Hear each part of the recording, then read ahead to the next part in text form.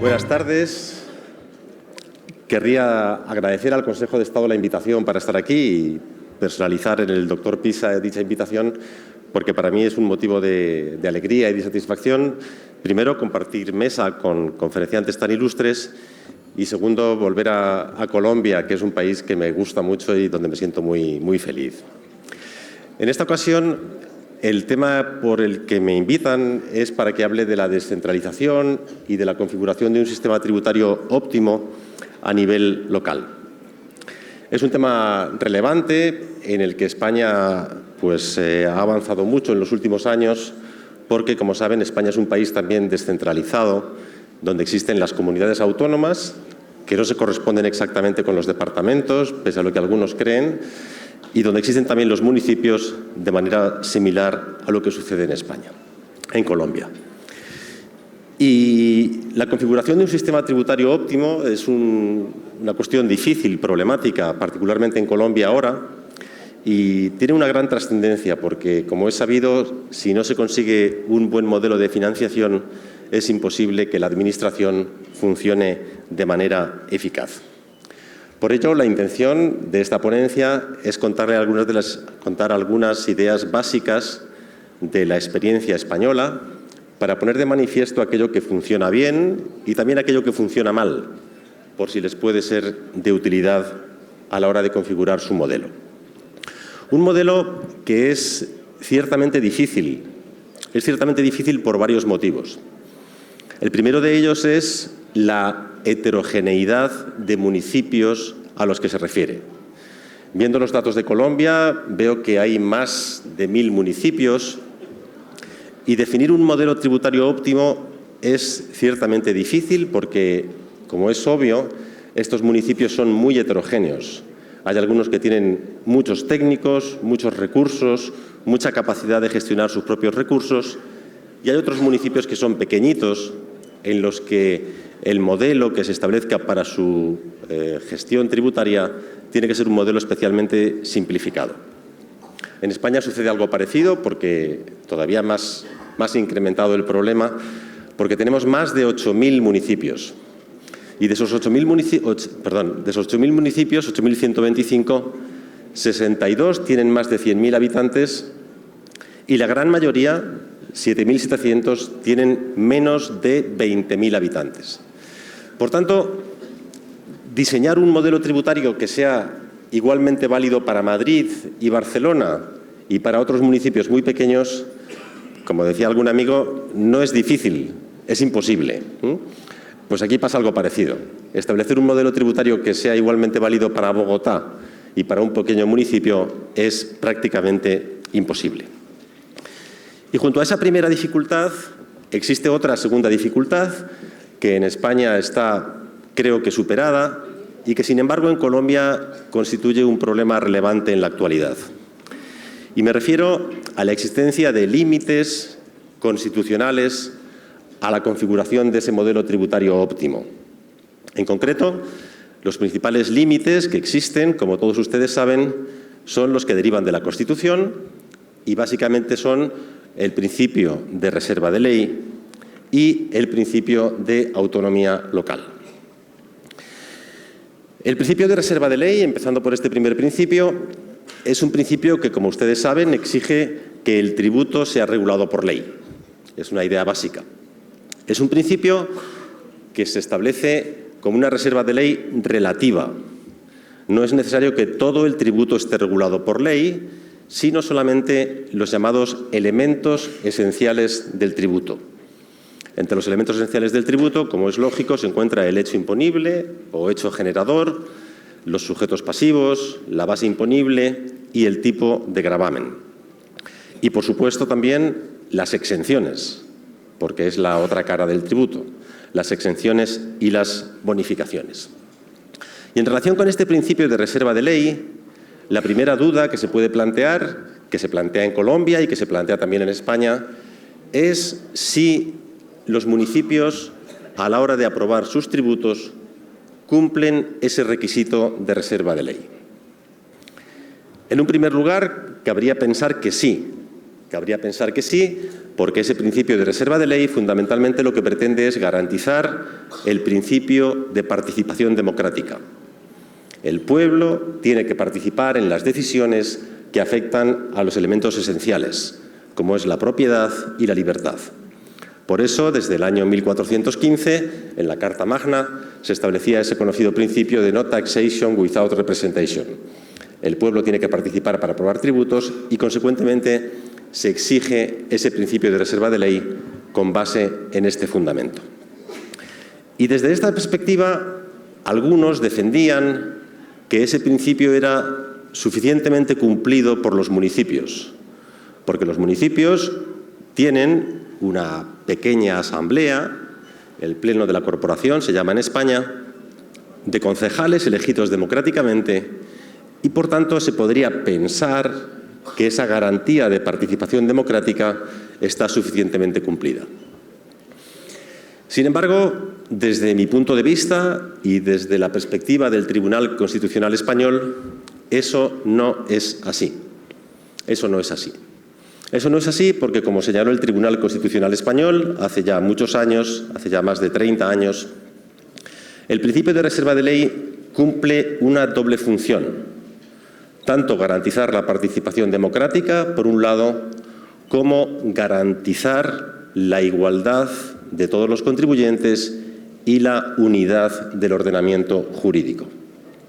Consecuentemente, desde esa interpretación de los principios constitucionales que estoy mencionando, los municipios no pueden dictar disposiciones que satisfagan ese principio de reserva de ley. Las normas que pueden aprobar los municipios tienen rango reglamentario y, consecuentemente, pueden desarrollar el contenido de una ley, pero no pueden crear ex novo un tributo, ni tampoco pueden regular estos elementos esenciales del tributo. Ello plantea un problema, que es ¿qué hacemos entonces con la financiación municipal? ¿Cómo se determina el régimen tributario municipal? Y ese problema en España se ha resuelto de una manera que yo considero satisfactoria, y es la siguiente. En España se aprobó una ley, la llamada Ley de Haciendas Locales, que establece los tributos que pueden exigirse por parte de los municipios. En esa ley se establecen los 5 impuestos municipales y se establecen las características básicas de las tasas y contribuciones especiales que pueden exigir estos municipios. De tal modo que existe ahora una comunión, una relación satisfactoria entre la regulación básica por parte del Estado de ese régimen tributario y la participación de los municipios en la configuración del sistema. Y es satisfactoria porque la ley aprobada por el Estado no regula de forma exhaustiva ese sistema, sino que lo que establece es un marco general en el que los municipios tienen que concretar cómo se especifica la tributación en su territorio. Esa concreción, lógicamente, no puede referirse ni a los tipos de gravamen, ni a los sujetos pasivos, ni a la base imponible. Entonces, lo que ha hecho el legislador es establecer esa regulación básica y disponer, por un lado, que algunos impuestos podrán ser exigidos o no en dicho municipio según la voluntad de los representantes municipales. Son los llamados impuestos potestativos. El municipio decide si en su municipio se exige ese impuesto, que sería, por ejemplo, el impuesto sobre plusvalía municipal, o no se exige. Y además, respecto de todos ellos, la ley permite a los municipios que concreten la presión fiscal con la que se exigen dichos tributos. Esa concreción se refiere básicamente a los tipos de gravamen y a las bonificaciones fiscales. Y aquí alguien podría decir, bueno, pero hace 5 minutos dijo que estaban sometidos a reserva de ley. Es cierto, lo que sucede es que la Ley de Haciendas Locales establece los tipos de gravamen y fija un margen, un techo y un piso dentro de los cuales cada municipio fijará la presión fiscal existente. Por ejemplo, en relación con el impuesto sobre bienes inmuebles, que se corresponde en buena medida con el impuesto predial, lo que hace la ley es establecer que cada municipio fijará el tipo de gravamen que podrá ser entre el 0,4% o el 1,3% del valor catastral. Y cada municipio decide libremente si aumenta o disminuye la presión fiscal. En el caso de Madrid, lo que se exige es un tipo de gravamen del 0,59, una presión fiscal baja. Pero en el caso de Barcelona se exige mucho más.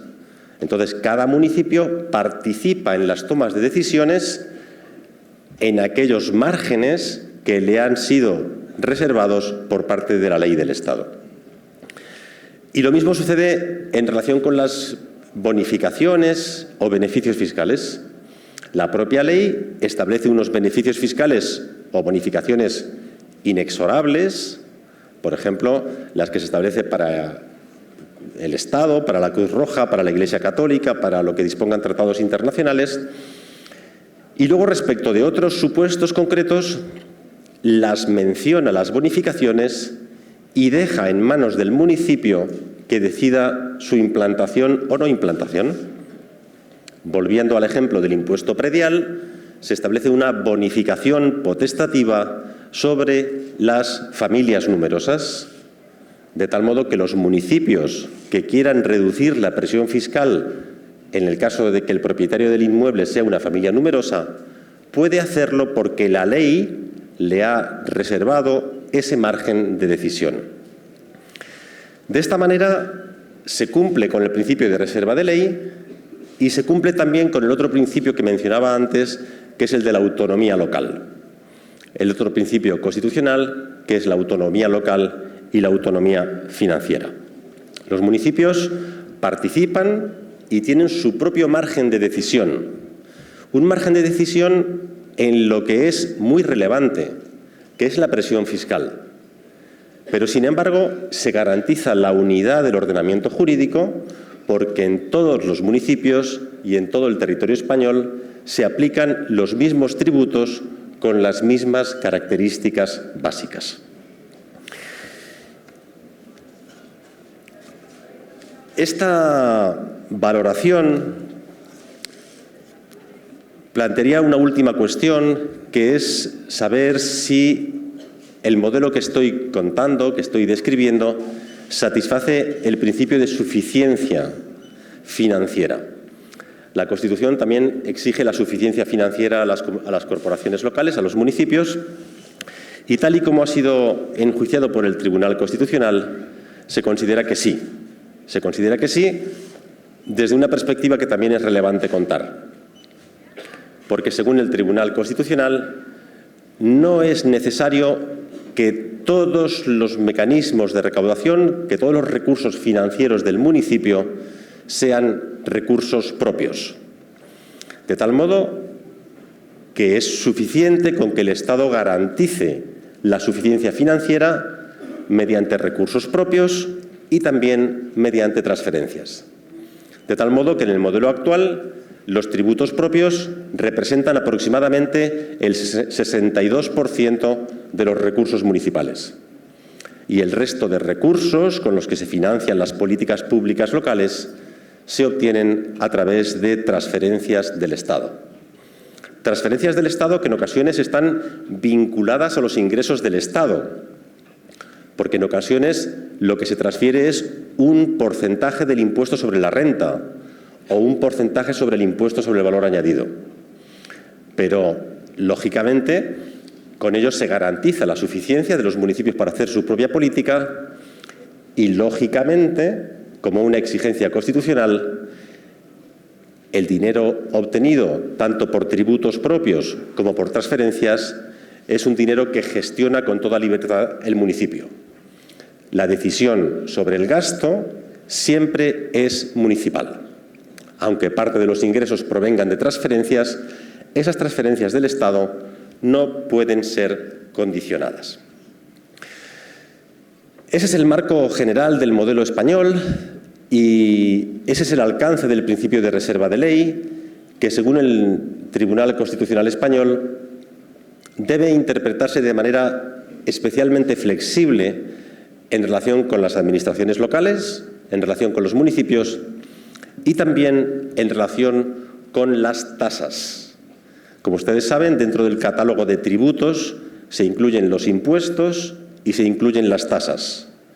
Pues bien, según el Tribunal Constitucional, en una interpretación que yo considero razonable, se establece que los impuestos tienen que estar perfectamente identificados mediante ley, lo que es hecho generador, exenciones, sujetos pasivos, base imponible, tipo de gravamen. Y, sin embargo, en relación con las tasas, admite cierta flexibilidad porque, como saben ustedes, son tributos singulares. Tributos singulares con los que se pretende compensar el gasto por la prestación de un servicio público y, además, tiene mecanismos de control singulares, porque para la aprobación de una tasa es necesario justificar el gasto que soporta el municipio y acreditar que lo ingresado en concepto de tasa nunca supera el coste total de prestación del servicio. Con lo cual, ese es el marco general en el que nos movemos y, a partir de aquí, les quería comentar algunas figuras tributarias relevantes, las más importantes de nuestro modelo y las que tienen conexión con el modelo colombiano. Y, en primer lugar, les quería hablar del impuesto sobre bienes inmuebles, que ya mencioné anteriormente y que coincide en buena medida con el impuesto predial colombiano. Y se lo quería comentar porque es un impuesto fundamental. Aproximadamente el 27% de los ingresos municipales derivan de la aplicación de este impuesto. El 27% de los ingresos municipales. Se recaudan aproximadamente 14.000 millones de euros al año a partir de este impuesto, que es más del 1% del PIB español, y es un impuesto que funciona de manera ejemplar. Es un impuesto que funciona de manera ejemplar porque todo el mundo lo paga. Y en esto, en ocasiones, cuando vengo por acá, algunos hablan de vez en cuando de la conciencia tributaria de los españoles. Y yo les digo que no, que eso no existe, ¿eh? La conciencia tributaria no existe ni de los españoles, ni de los alemanes, ni de los argentinos, ¿eh? Lo que funciona es la administración tributaria eficiente o ineficiente. Si la administración tributaria es muy eficiente, todos cumplimos con las obligaciones porque sabemos que de lo contrario tendremos problemas relevantes. Y en el caso del impuesto predial, el IBI español, la recaudación efectiva, el porcentaje de ingresos recaudados respecto de los derechos reconocidos, representa más del 90%. Representa más del 90%. Con lo cual es un mérito, es un éxito, es un impuesto ejemplar, porque además es un impuesto que no genera litigiosidad. Es un impuesto muy poco controvertido, que la gente paga y lo paga con cierta alegría. También es cierto que representa que es propietario de un bien, que eso ya da cierta alegría, ¿no? Pero viendo los datos de Madrid, por ejemplo, he visto que en relación con el impuesto sobre bienes inmuebles, que en Madrid representa 1.300 millones de ingresos, hay más de 2 millones de inmuebles, el número de recursos interpuestos contra la liquidación tributaria es de 200. Solo 200 recursos frente a los más de 2 millones de liquidaciones del impuesto sobre bienes inmuebles. Esto es algo extraordinario, ejemplar y que prueba el buen funcionamiento de este impuesto. ¿Y por qué funciona tan bien? Pues porque cumple varias condiciones para que funcione bien el sistema tributario. Una de ellas es la simplificación. Es un impuesto muy simple, tan simple como en Colombia, Es decir, la base imponible es el valor catastral que está predeterminado. El tipo de gravamen es conocido, que se fija entre el 0,4 y el 1,3%. Y entonces no hay campo para el conflicto. ¿Y entonces por qué en Colombia funciona mal y en España funciona bien? Bien, pues habiendo leído el informe de la Comisión de Expertos para la competencia, no sé cómo se llama exactamente, para la equitativa, Comisión de Expertos para la Equidad y la Competitividad, descubro que en Colombia este impuesto se gestiona mediante declaración. Y eso es, bueno, ineficiente. Ni bueno ni malo, eso es ineficiente. ¿Por qué es ineficiente? Pues porque, como dice la Comisión de Expertos, es innecesario. Y es innecesario porque el sujeto conoce perfectamente la cuantía de la obligación tributaria y la Administración también conoce la cuota. Entonces, no tiene sentido exigirle al contribuyente que presente una declaración. En estos casos, como sucede con los tributos municipales, lo que funciona muy bien en España es el modelo de gestión por padrón con notificación colectiva. Esto es algo muy simple. Que lo cuento en un minuto.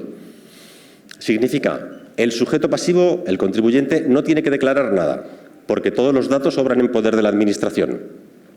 La Administración cada año determina la cuota. Pero como la cuota de cada año es muy similar a la del año anterior, ni siquiera es necesario hacer una notificación individual del tributo.